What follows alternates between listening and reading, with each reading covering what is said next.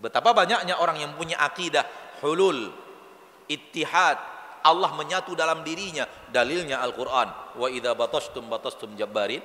Berdalil dengan hadis Nabi SAW yang sahih Imam Bukhari dan Muslim. Fa idza ahbabtuhu kuntu sam'ahu alladhi yasma'u bih, wa basaruhu alladhi yabsuru biha, wa yadahu allati yabtishu biha, wa rijlahu allati yamshi biha. Diambil dari hadis itu lalu kemudian dimaknai makna ittihad dan hulul. Maknanya yang salah, pemahaman yang salah tentang Al-Quran dan hadis itu. Tidakkah antum tahu bahwa orang pakai jurus ilmu menghilang pakai Al-Quran? Wa ja'alna min baini aydihim sadda wa min khalfihim sadda fa aghshaynahum fahum la yubsirun. Lalu memakai ayat ini untuk ilmu sihir menghilang. Ayatnya sudah benar, pemahaman yang salah.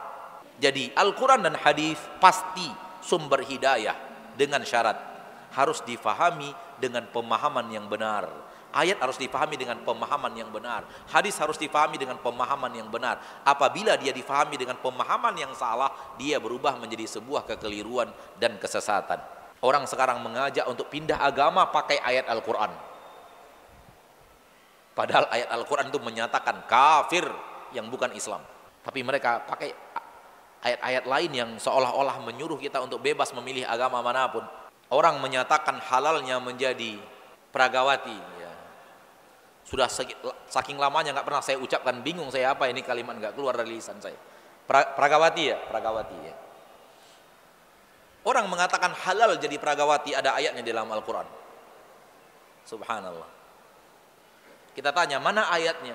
Wa qalat ikhruj alaihinna. Saatnya engkau wahai Yusuf keluar berjalan di hadapan kaum wanita. Coba lihat Nabi Yusuf jadi peragawan. Berarti halal jadi peragawan. Ayatnya sudah benar. Pemahaman Anda tentang ayat itu yang batil.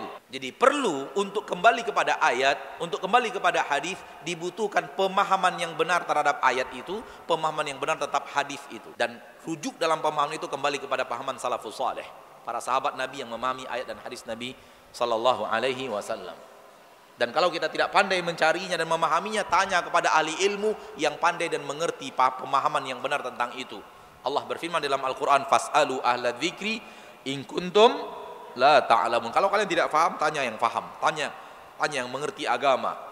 Ahlu dzikri maknanya ulama, ahli ilmu yang mengerti zikir, mengerti ayat yang Allah turunkan, mengerti sunnah Nabi SAW. Tanya mereka, in kuntum la ta'lamun, kalau kalian enggak paham dan tidak mengerti.